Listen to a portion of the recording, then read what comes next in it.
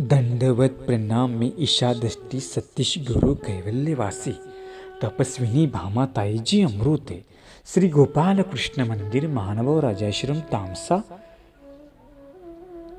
तालुका हदगाव जिल्हा नांदेड अमृत प्रवर्तक या ग्रुपच्या माध्यमातून प्रथमतः आदरणीय श्रद्धेय विद्यागुरुवर्य बाबांना दंडवत प्रणाम, आदरणीय श्रद्धेय गुरुवर्य तामसा निवासी दादांनाही दंडवत प्रणाम.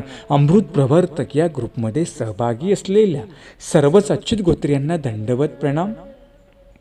ज्यांना या ग्रुपमध्ये सहभागी व्हायचं आहे ग्रस्त आणि यासाठी नंबर या ठिकाणी सांगतो 94 052 75 075 आणि कॉलिंग नंबर आहे 78 88 26 71 20. आपण काल बघितलं श्री दत्तात्रय प्रभू चरित्रामध्ये आपण श्रवण करत आहोत लिलेच्या माध्यमातून की आपण काल बघितलं आर्लक राजा कशा प्रकारे विषयामध्ये रममान झालेला होता. तो विषयाच्या बाहेर निघत नव्हता. आईने अनेक निरोप पाठवले, अनेक ऋषींना सांगितलं त्याला समजून सांगा की बाबा विषयभोग चांगला नाहीये, जास्त आसक्ती चांगली नाहीये, ही दुःखाला कारणीभूत होते, ही मरणाला कारणीभूत होते, तू जास्त रममान होऊ नको. आई परीने समजून सांगू लागली, परंतु आर्लकाच्या मनावर काही परिणाम होत नव्हता. तो अखंड त्या विषयामध्ये डुबत चाललेला होता. एखादा मनुष्य बघा कसा फसला खाली फसत जातो, तो लवकरवर निघतच नाही. तसं आर्लक सुद्धा त्या फसू लागला, त्याची गुंफण होऊ लागली, विषयामध्ये गुंफण होऊ लागले.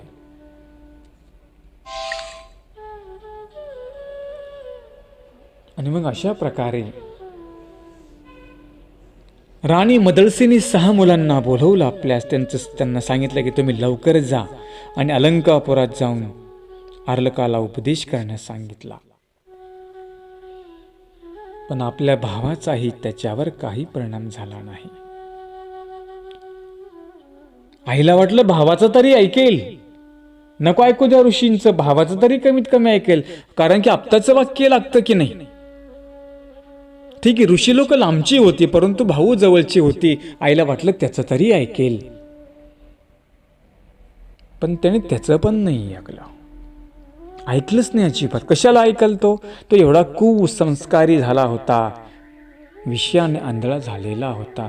आपण नाही का म्हणते बाबा आमच्या मुलगांना काही ऐकत नाही, याला काही समजून सांगा. जर चांगला असेल तर तो आमचं पण ऐकेल, जर एखादा वाईट असेल तर देव जरी आला तर त्याचं तो ऐकणार नाहीये, कारण की संस्कार तसे असावे लागतात. आर्लकाच्या मनावर काही परिणाम झाला नाही. राजा विषयामध्ये डुबल्यामुळे राज्यकारभार पण बरोबर होत नव्हता.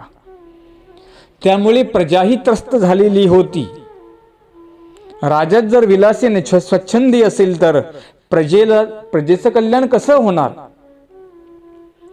म्हणून मी म्हटलं होतं काल की जो प्रमुख आहे तो नीट पाहिजे.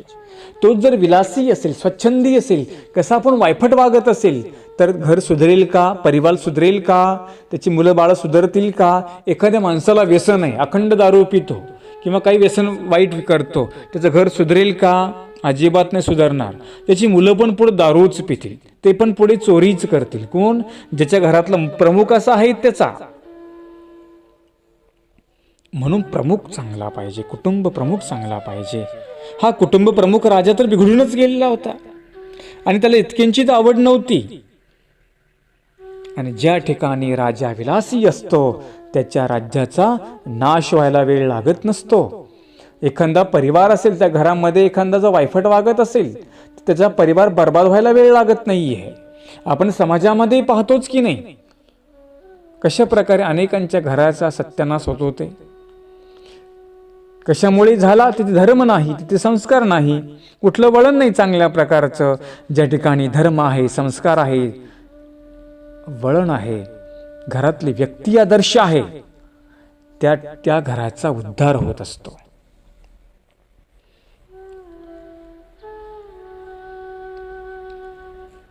आणि आर्लक अशा प्रकारे बिघडल्यामुळे त्याच्याजवळ कोणीच थांबलं नव्हतं, त्याला कोणी काही सांगत पण नव्हतं. आता पूर्ण तो बिघडून गेला होता, कोणाचं ऐकतच नव्हता, त्याच्याकडे कोणी राहिलं नाही. मंत्री ऋषी सगळे निघून गेले. त्याचे सल्ला देणारे सगळे निघून गेले, एकटाच राजा पडला.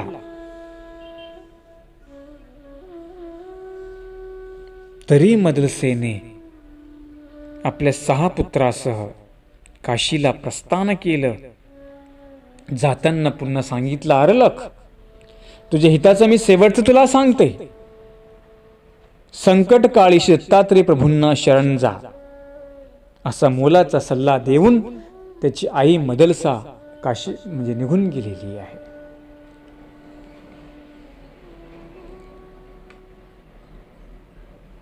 अर्लकाला सांगितलं, निघून गेली. काशी राजाने आपल्या बहिणीला विचारलं, ताई तू कशासाठी इतक्या लोक तातडीने आली? क्षेम कुशल विचारलं, ताई तू बरी आहेस का? सांगितलं, भाऊ मी बरी नाहीये. तिने सगळा पाठीमागचं वृत्तांत सांगितला की आपला जो अर्लक राजा आहे ना, तो अखंड विषयामध्ये डुबलेला आहे. त्याचे काही लक्षण मला बरोबर दिसत नाही. तो काही सुधारण्याचं नाव घेत नाहीये. पण तुला एक माझ्यासाठी करायचंय, करशील का? त्याने सांगितलं, ताई तू आज्ञा कर, काय करू तुझ्यासाठी? मी तुझा भाऊ आहे, मी तुला वचन देतो, मी तुझं रक्षण तर करण्याचं वचन घेतलं, तुझ्यासाठी मी काही करायला तयार आहे, सांग काय करायचं ते. त्यांनी सांगितलं की अर्लकावर तू सगळं सैन्य घेऊन आक्रमण कर, त्वरित सगळं सैन्य बाहेर काढ, त्याच्यावर आक्रमण कर. कोण सांगते? बहीण सांगते भावाला. कोणावर आक्रमण कर? आपल्या मुलावर आक्रमण कर, म्हणजे अर्लकावर आक्रमण कर. त्याला सगळं नेस्तनाबूत कर, त्याला बंदिस्त बनवा आणि त्याला बंदीखान्यामध्ये टाकून तुम्ही प्रजेची काळजी घ्या, तुम्ही राज्यकारभार करा, ही मदलसा आपल्या भावाला सांगते आहे. बहिणीचा संदेश ऐकला, आपल्या बहिणीचा आहे. राजाला आश्चर्य वाटलं की असे काही मला ही सांगते. त्याने सांगितलं, अगं ताई तो आपला मुलगा, तुझा मुलगा आहे, तो माझा भासा आहे, त्याला मी कसं आता हे करणार, त्याला बंदी मी कसं बनवू, त्याला मी समजून सांगू शकतो. त्याने सांगितलं, समजण्याच्या पलीकडे गेलेला आहे. अरे त्याने मी सगळं करून पाहिलं काशीराज, काही ऐकलं नाही त्याने, 1 न 2, पण त्याची आता त्या डोळ्यावर त्याची आंधळी पट्टी बांधलेली आहे, तो विषत्रमान झालेला आहे, त्याला काहीतरी आता शिक्षा द्यावी लागेल.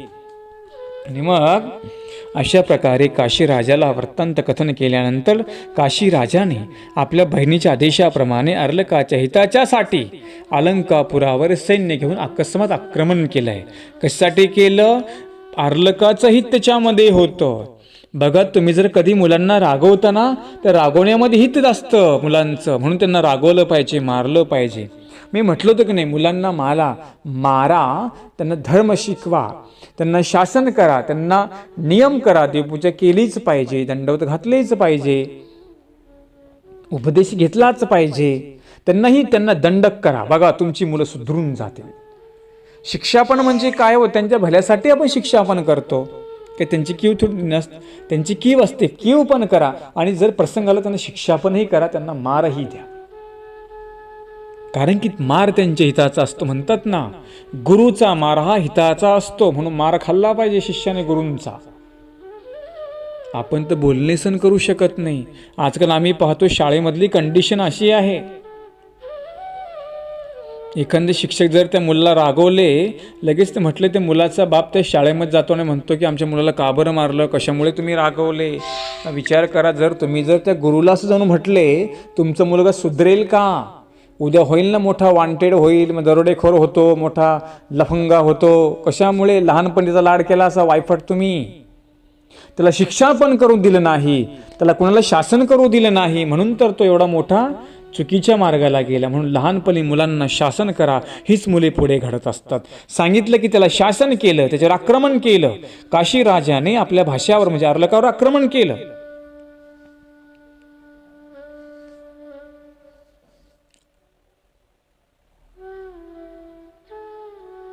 अशा प्रकारे आक्रमण केल्यानंतर अर्लक राजा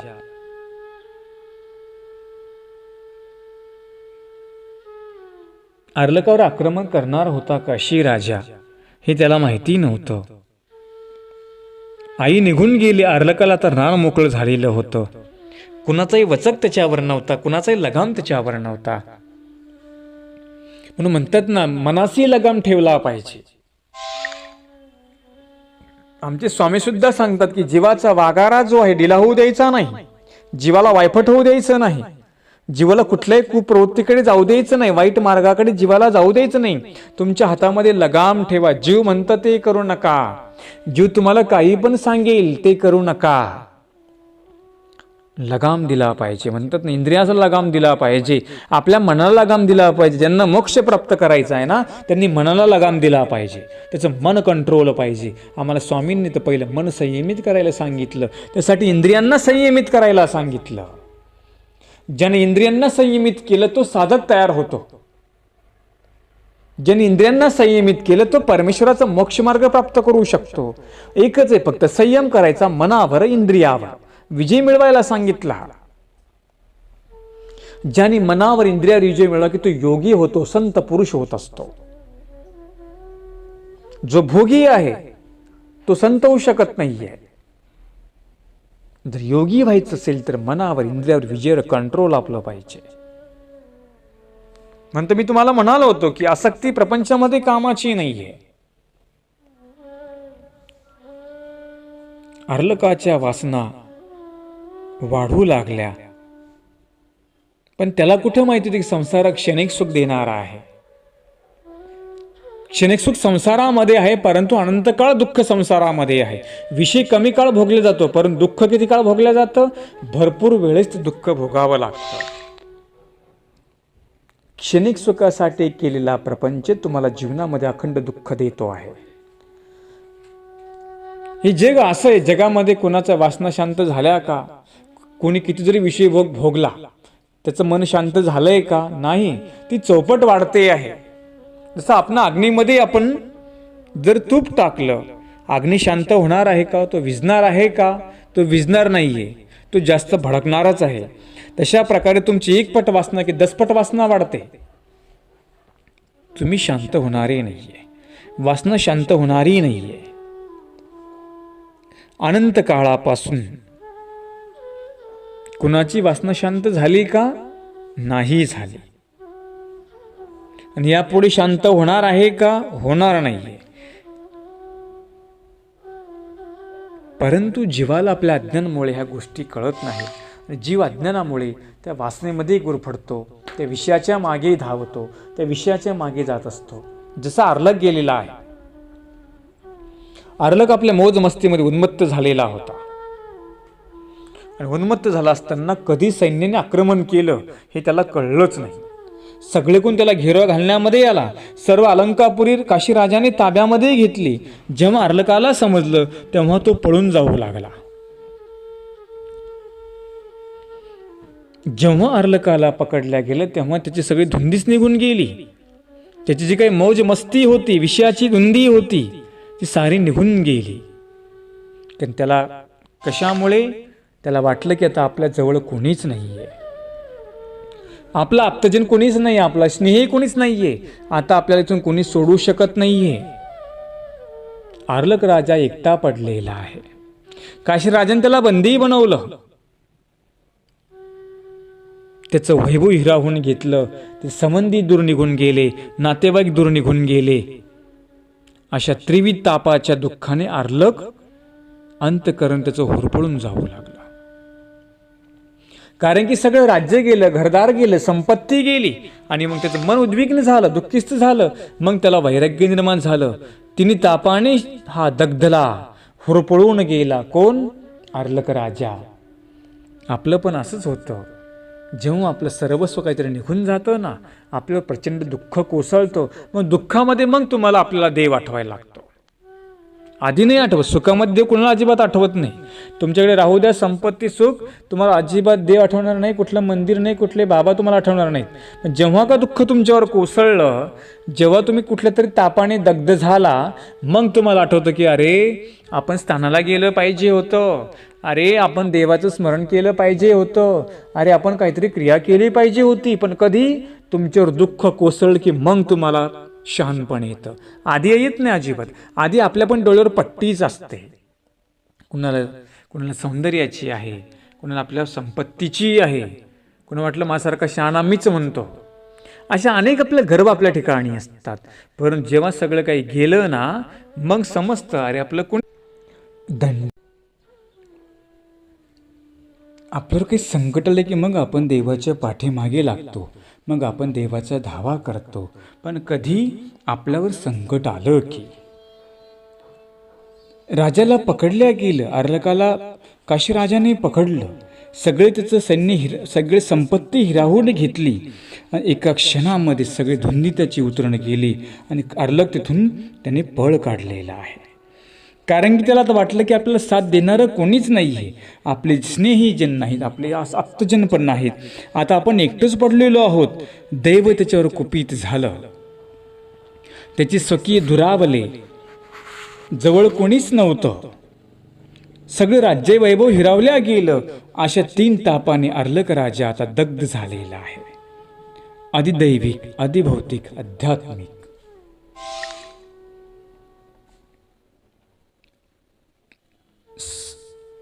अशा 3 तापाने दग्ध झालेला राजा, त्याला मग आईच्या शब्दांची आठवण होऊ लागली. आईनं आपल्याला सांगितलं होतं, अर्लका एक दिवस तुला दत्तात्रय प्रभूंना शरण जावं लागेल. जर तुला काही जर संकट आलं, जर काही अडचण जर तुला आली ना, सरळ तू दत्तात्रय प्रभूंची आठवण कर आणि त्यांना शरण जा. हे शब्द राजाला आठवले. प्रपंचामध्ये आपण पण 3 तापाने दग्ध झालेलो आहोत.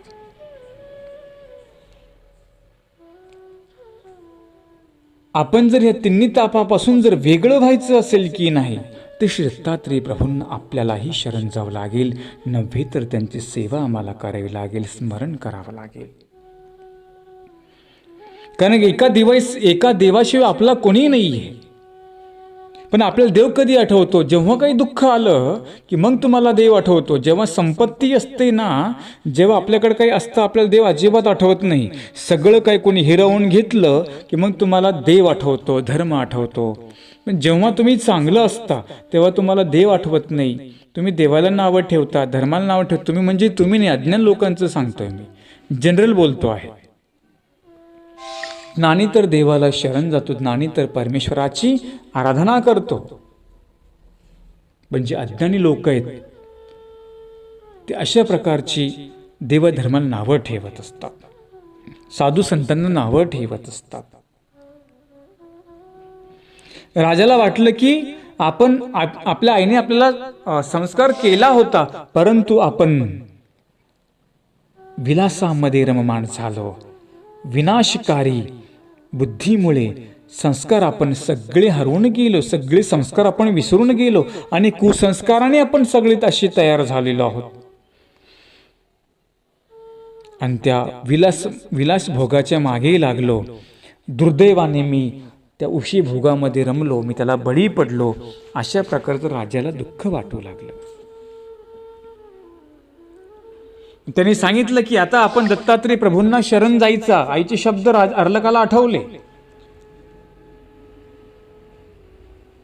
आईचा सल्ला त्याला आठवला. निराश अपमानित जीवन त्याला वाटलं की आता जेव्हा जीवन संपवायचं, निराश त्याचं जीवन झालेलं होतं, तर एक आशेचा किरण त्याला दिसू लागला. कुठेतरी अर्लकाला भक्तीचा मार्ग दिसू लागला.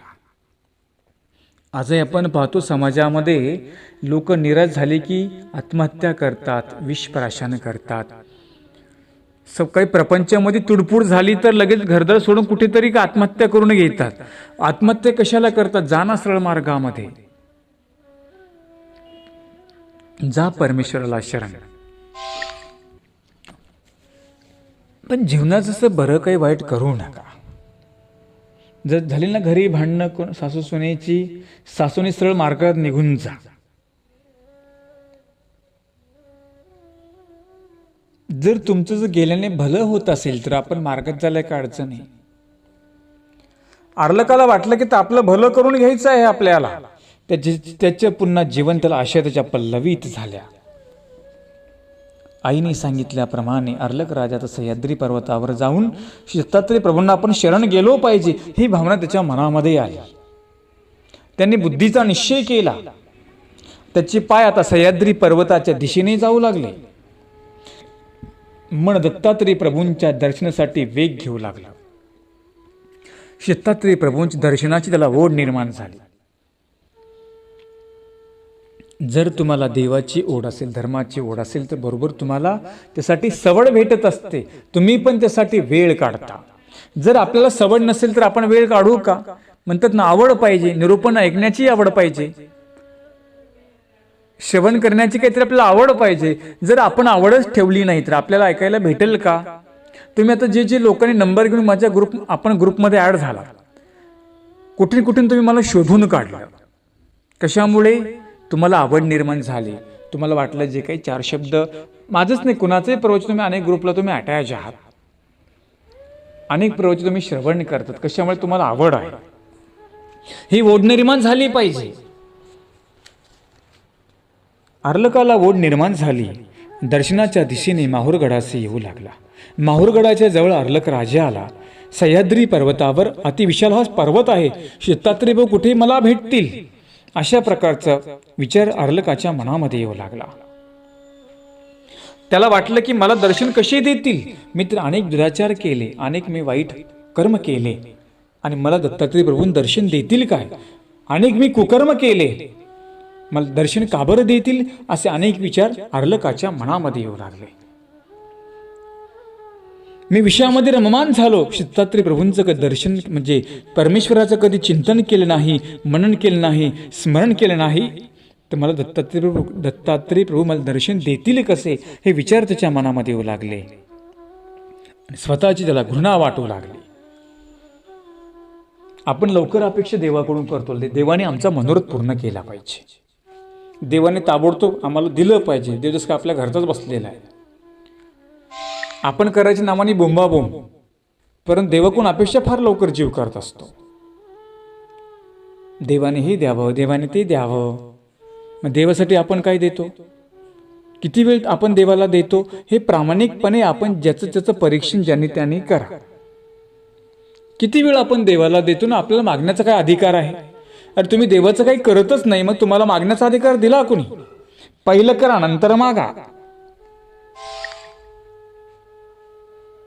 पण फुकटाच आपण मागत बसत असतो. देव म्हणतो काहीतरी दे म्हणजे माझं स्मरण कर, चिंतन कर, ध्यान कर. हे दे नाही देवाला. देव काही संपत्ती थोडी मागतो तुम्हाला.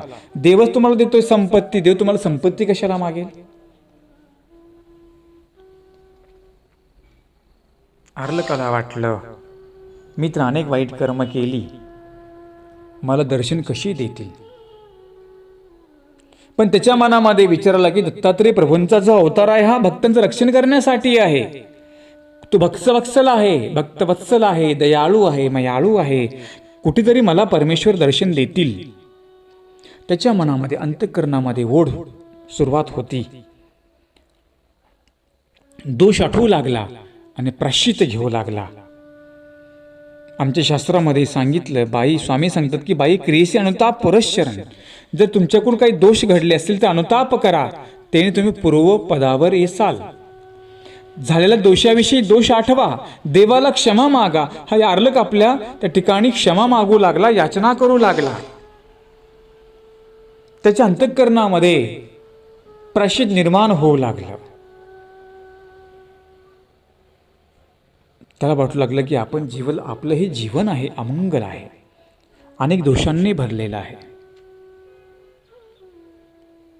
एक कवी प्रायश्चित्तमध्ये म्हणतात, हे प्रभु मैं अमित दोषों से भरा हूँ, नजर नीचे कर तेरे आगे खड़ा हूँ, जो पूंजी संची तो आया लुटा कर, क्षमा कर प्रभु मेरे मुझको क्षमा कर, क्षमा कर प्रभु मेरे मुझको क्षमा कर.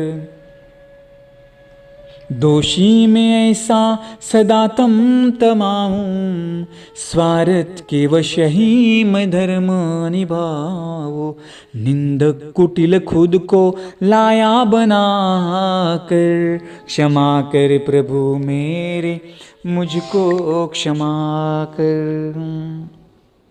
अशा प्रकारचे दोष आपल्याला आठवता आले पाहिजे. अर्लक राजा दत्तात्रेय प्रभूंच्या ठिकाणी दोष आठवू लागला.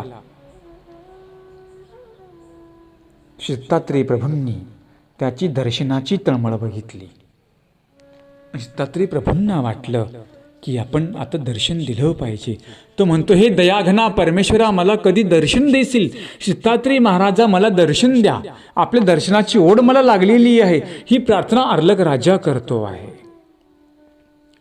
एका कवींनी फार सुंदर सांगितलं, हे स्वामी श्री दत्त प्रभू, करुणेचा सागर तू, कधी करुणा करशील रे, किती वाट तुझी पाहू.